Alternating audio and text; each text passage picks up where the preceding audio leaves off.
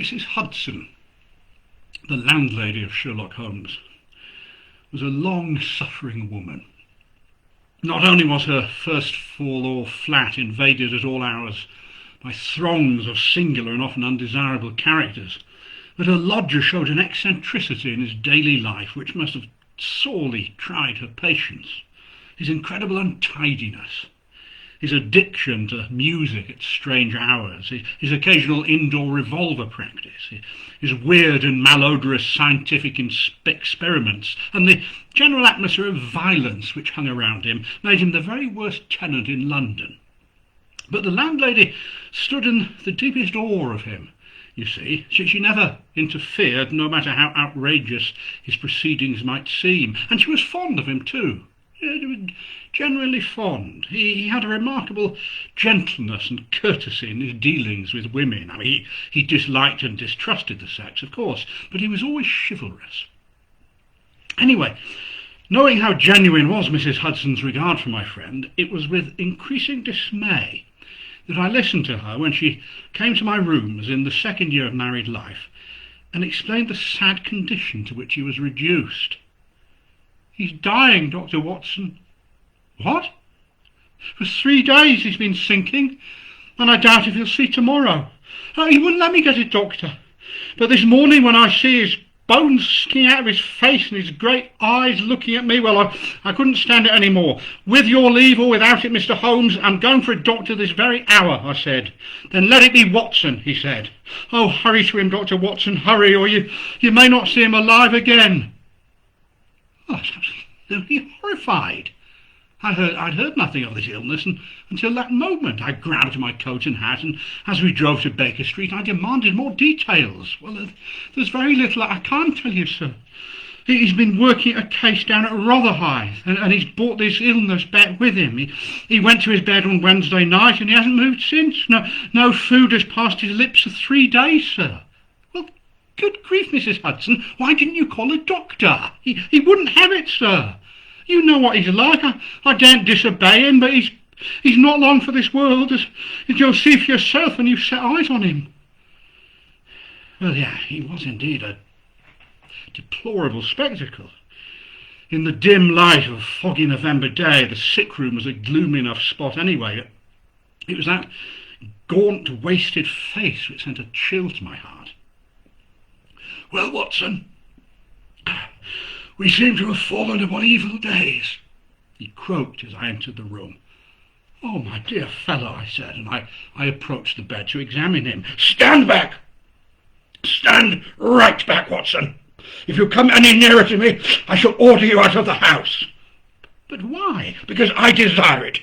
Let that be enough." "I only wish to help you, Holmes." "And you will help me best by doing as you are told. Is that understood?" "Very well." I stepped back and he relaxed a little. You're not angry with me, old man?" "Of course I'm not angry with you, Holmes. What do you take me for?" "I know what ails me, you see. It's a coolie disease from Sumatra here. The Dutch know more about it than we do, but there's very precious little that they can make of it. Only one thing is certain. It is deadly. Infallibly deadly and horribly contagious. Contagious by the touch, Watson. Do you understand me? Contagious by touch. If you keep your distance, all shall be well with you." "What? Good heavens, Holmes, do you suppose that bears with me for an instant? I'm a doctor, for crying out loud. It wouldn't affect me in the case of a stranger. Do you imagine it'll prevent me doing my duty to my dearest friend?" Again I advanced, but again he repulsed me with a look of furious anger. "If you stand exactly where you are, Watson, I will talk. If not, then you must leave the room." "No, Holmes, I'm sorry. You're not yourself. A sick man is a child, and so I will treat you. Like it or not, I've come to examine you, and examine you I will." "Then if I am to have a doctor, whether I will or not, let it be at least one in whom I have some confidence." What? Then you have no confidence in me?" "Oh, gosh, in your friendship, Watson, plenty, but Facts are facts. You're a general practitioner with limited experience and mediocre qualifications. It pains me to say these things, but you leave me no choice. Well, such a remark is unworthy of you, Sherlock Holmes, and it shows me very clearly the state to which your nerves have fallen. But very well, if you have no confidence in me, then I shall not intrude my services. But let me bring you Sir Jasper Meek or Penrose Fisher or any of the best men in London for someone you must have, Holmes, and that is final. If you think that I'm simply going to stand here and watch you die, then you've mistaken your man. Oh, you mean well, Watson. But please, just let me now demonstrate the depth of your ignorance. What do you know, tell me, of Tapanuli fever? Or the Black Formosa corruption? I've heard of neither. Precisely. There are many problems of disease, Watson. Many strange pathological possibilities in the East. I have learned so much during some recent investigations, and it was in the course of these that I contracted this complaint. You can do nothing for me, my friend, believe me. Well, possibly not, but I happen to know that Dr. Ainstree, the greatest living authority upon tropical disease, is presently in London, and I'm going this instant to fetch him. Well, I turned to the door, and God, never have I had such a shock.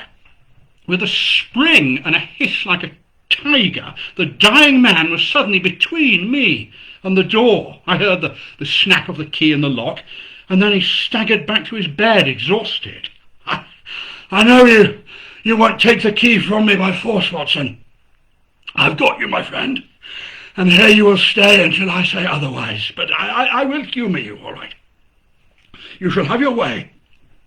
Just give me time to gather my strength. It is 4 o'clock now. At 6 you may go and fetch help. Look, this is insanity, Holmes. 2 hours, Watson. I promise you that you can go at 6 o'clock. Are you content to wait? Well, it seems that I have no choice. None in the world, Watson. Now, let me rest. Oh, and there is one other condition that I must make. You will seek help, Watson, later today, but not from the man that you mention. When you go, you will summon someone of my own choosing. Very well. Good. Now, as you can probably see, I am somewhat exhausted. You know where the newspapers are, I think. At 6 we will resume our conversation. Well, I stood for some minutes and watched the silent figure in his bed until he appeared to be asleep. And then, unable to settle down to reading, I wandered round the room. Oh, God, that old room that I'd known so well. Oh dear, the walls were still adorned with framed pictures of celebrated criminals. The place didn't look like it had been dusted since I'd left it 2 years earlier. Eventually I came to the mantelpiece, and there was the usual debris scattered over it, tobacco pouches, syringes, revolver cartridges. But in the midst of all this was something that I'd not seen before. It was a small black and white ivory box with a sliding lid. It was a neat little thing, and I'd just stretched out my hand to examine it more closely when... Put that down! What? Put it down now, man! I turned to see Holmes, fury in his eyes, glaring at me from his bed. Put it down now, I say! His head sank back in the pillow, and he gave a deep sigh as I replaced the little box back on the mantelpiece. I hate to have my things touched, Watson. You know that. I hate it. Good grief, man, you fidget me beyond endurance. You call yourself a doctor, you're enough to drive a man into an asylum. Now, will you please just sit down, keep still, and let me have my rest? Well, the incident left a most unpleasant impression, I can tell you. The violence and excitement, followed by this brutality of speech, so far removed from his usual suavity. It showed me just how deep was the disorganisation of his mind. It was very sad. But please believe me, ladies and gentlemen, when I tell you that of all ruins, that of a noble mind is the most deplorable. I simply sat in silent dejection until the stipulated time had passed. Holmes must have been watching the clock too, because at precisely 6 o'clock he began to talk with feverish animation. "Ah, Watson, good, you have come about the oysters." "What?" They're not here, I'm afraid. In your absence, they have given me the slip." "Who have?" "The oysters, man! The oysters!" What oysters?" "The ones at the bottom of the ocean!" God, this was raving madness. Oh, look, my dear Holmes. "Now light the gas now, please, good doctor, light the gas, but be certain that not for one instant shall it be more than half on. I implore you to be careful about that, old fellow. Yes, it's very important, thank you. Now, please place some letters and some papers upon my bedside table here. So. That's it. Yeah, that's it exactly. Oh, you splendid fellow. And some of those items from the mantelpiece over there. Oh, you're doing terribly well. Now, there is a sugar tongs there, Dr. Watson. Kindly use it to pick up that small ivory box and place it here among the papers. Carefully now.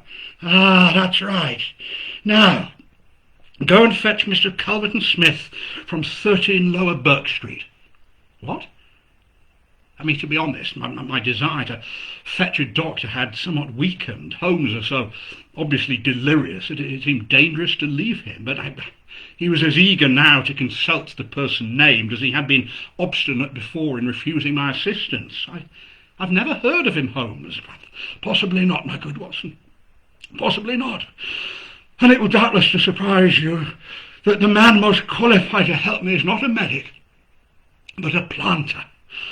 Mr. Culverton-Smith is a resident of Sumatra, now visiting London. An outbreak of this disease upon his plantation some years ago caused him to study it in itself with far-reaching consequences. He's a very methodical fellow, and I did not want you to start before 6 because I knew that you would not find him in his study. But if you could persuade him to come here tonight, old friend, I cannot doubt that he can help me. Now, you will tell him exactly how you have left me, Watson. You will convey the precise impression that is in your own mind of a dying man. A dying and delirious man. In fact, I cannot think why the whole bed of the ocean is not one solid mass of oysters, so prolific the creatures have become. I'm sorry, I'm wondering. What was I saying, Watson? My directions for Mr. Culverton-Smith. Ah, yes. My life depends upon it. Plead with him, Watson. Implore him. There is ill feeling between us, I'm afraid. His nephew, I had suspicion of foul play, and I allowed him to see it, but the boy died horribly. His uncle has a grudge against me, but you will soften him, Watson. You'll beg him, you'll pray to him, get him here by any means. He alone can save me.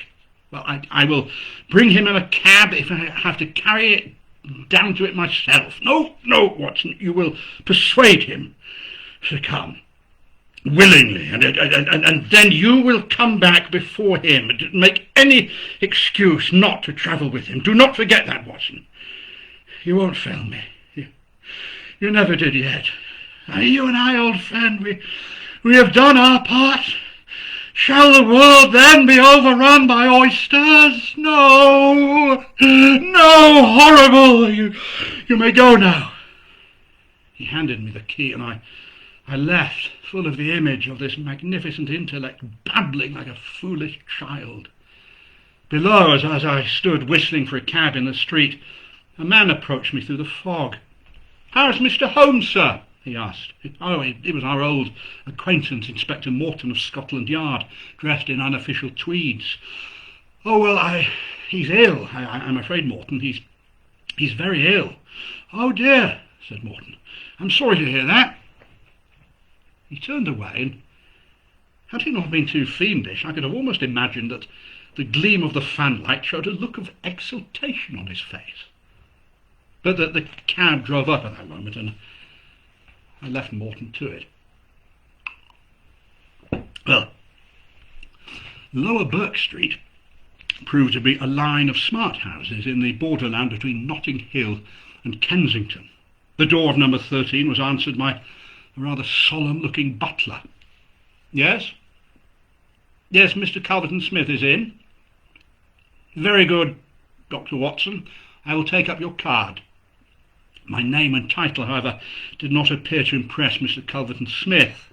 Through the half-open door came a high-pitched, petulant voice. "Who is this person, Staples? What does he want? Dear me, how often have I told you that I'm not to be disturbed in my hours of study?" There came a gentle flow of soothing explanation from the butler. "Well, I won't see him, Staples. I can't have my work interrupted like this. I'm not at home. Tell him to come in the morning if he wants to see me."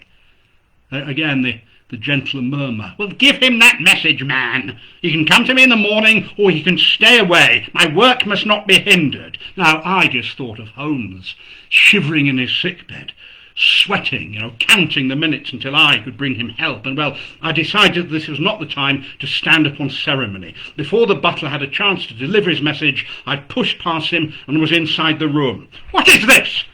With a cry of anger, a man rose from a reclining chair beside the fire. I saw a great greasy yellow face with a heavy double chin, two grey sullen eyes, and a high bald head with a small velvet smoking cap poised coquettishly upon one side of its pink curve. "What is the meaning of this intrusion? Staples, get him out of here! I'm sorry, Mr. Smith, but the matter cannot be delayed.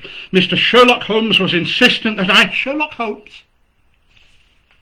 The mention of my friend's name had an extraordinary effect upon the man. The look of anger passed in an instant, and his features became tense and alert. "You come from Mr. Sherlock Holmes?" "Yes, I have just left him." "And how is Sherlock Holmes?" "He is ill, sir. He is desperately ill. That is why I have come." "Oh, I am sorry to hear this. Please be seated." He motioned me to a chair and resumed his own. "Of course, I only know Mr. Holmes vaguely," he said, "through some business dealings that we have recently had, but I have every respect for his talents and his character. He is an amateur of crime as I am of disease. Yes, for him the villain, for me the microbe. These are my prisons." He pointed to a row of bottles and jars which stood on a table. "Among these gelatin cultivations, Dr. Watson, some of the very worst offenders in the world are now doing time." "Yes, well," I said, it was on account of your special knowledge that Mr. Holmes desired to see you. He has a high opinion of you, Mr. Smith, and he thought that you could help him." The little man started, and his smoking cap slid to the floor. "Why should Mr. Holmes think that I could help him?" "Well, because of your knowledge of Eastern diseases." "But why should he think that his disease is Eastern?"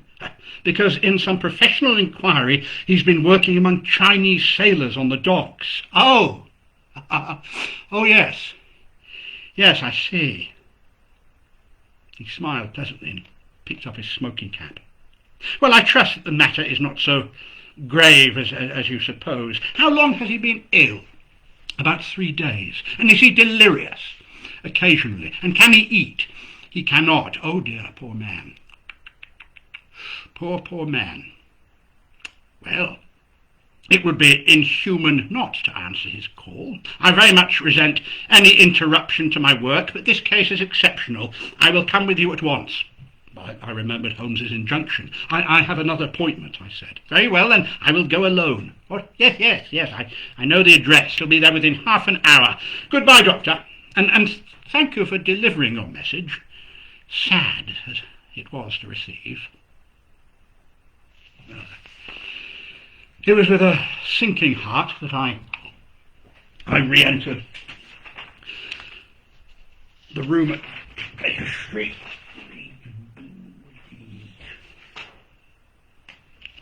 Greatly to my relief, I found Holmes was improved considerably. His appearance was as ghastly as ever, but all trace of delirium had gone.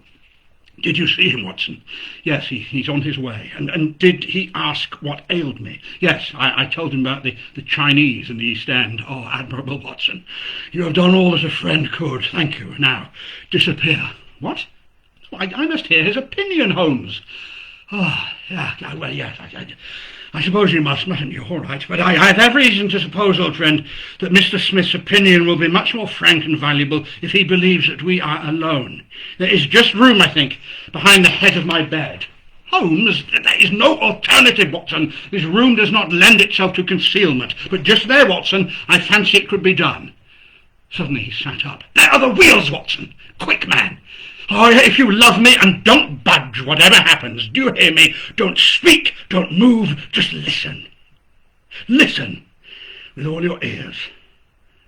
In an instant, this sudden access of strength departed, and he began to drone away in the low, vague murmurings of a semi-delirious man.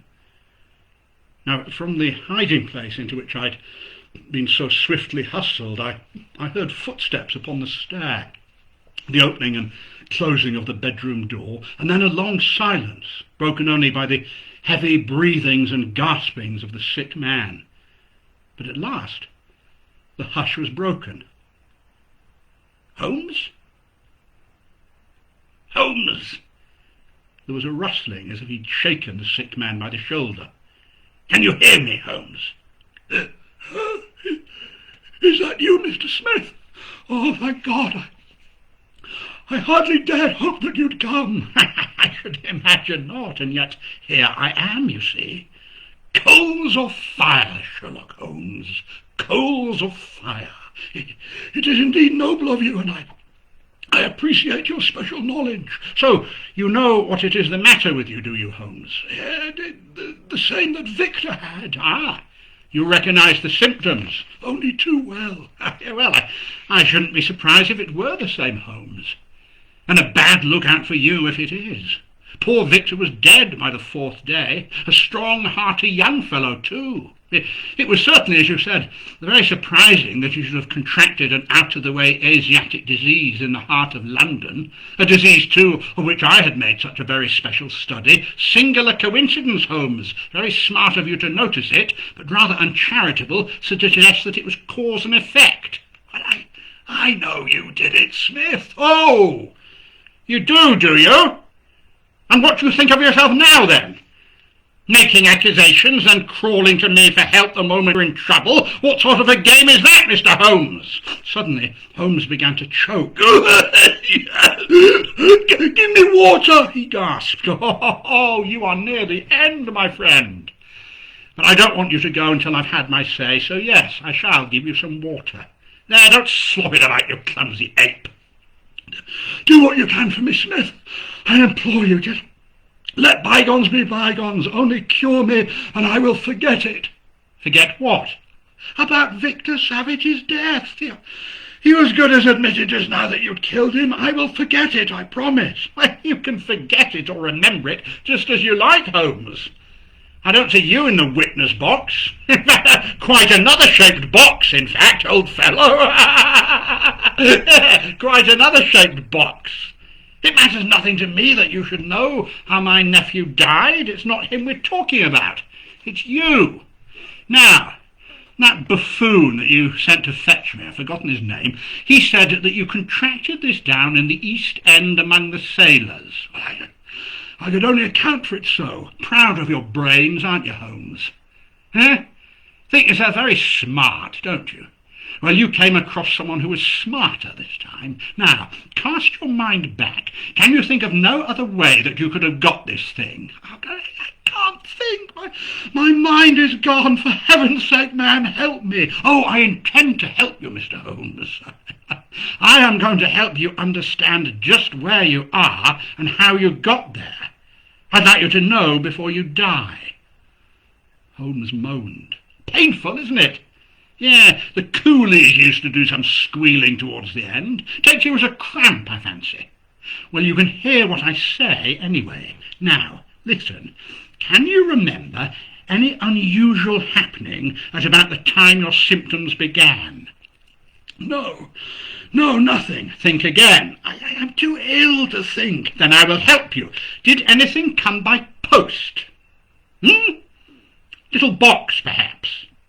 Another groan. Listen, Holmes, listen to me. There'll be plenty of time to die in a moment. Do you remember a box? A small ivory box. It came on Wednesday by post. You opened it. Do you remember? Yes. I opened it. There was a sharp spring inside. Some kind of a joke. Oh, no. It was no joke, Mr. Holmes.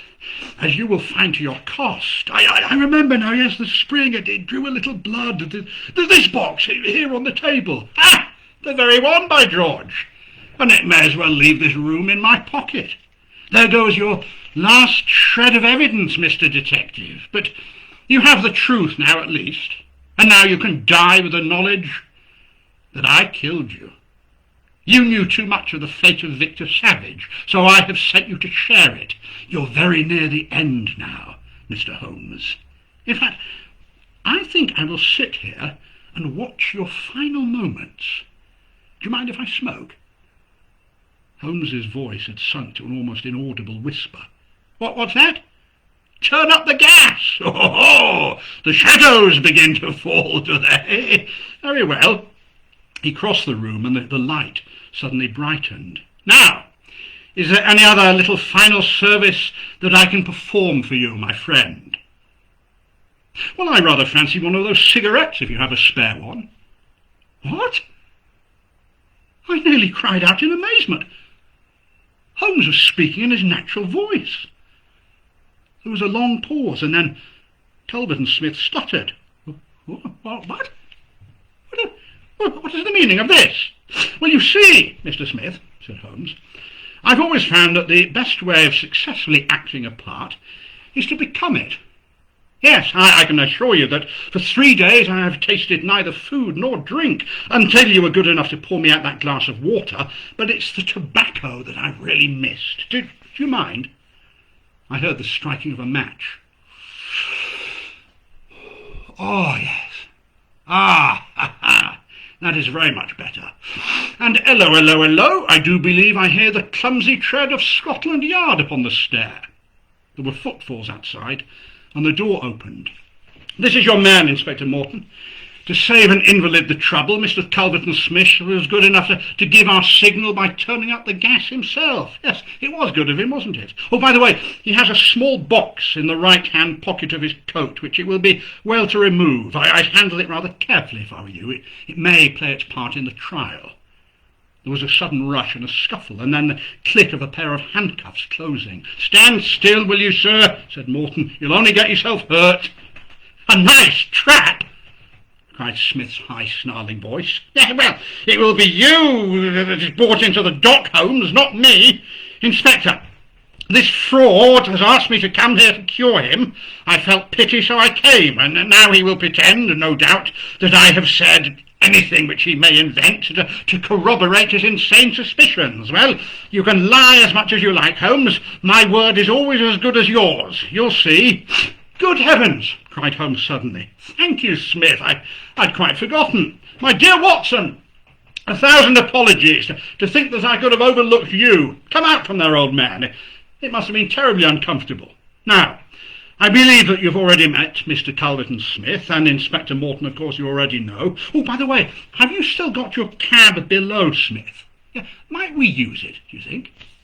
Inspector Morton, Watson and I will follow you into the station in the cab when I'm dressed. I suspect that we might be of some use to you down there. I never needed it more, said Holmes as he refreshed himself with a glass of claret in the intervals of his toilet. But well, as you know, Watson, my habits are irregular anyway, and a starvation diet means less to me than to most men. It was essential, you see, that I should convince Mrs. Hudson about the reality of my condition, since she was to convey it to you, and you in turn to Smith. You're not offended, old man? Oh, come on. You'll admit yourself, I'm sure, that among your many talents, dissimulation finds no place. If you had shared my secret, you'd never been able to impress Smith with the urgent necessity of his presence, and that was the point of the whole scheme. Knowing his vindictive nature, I was certain that he would come to look upon his handiwork.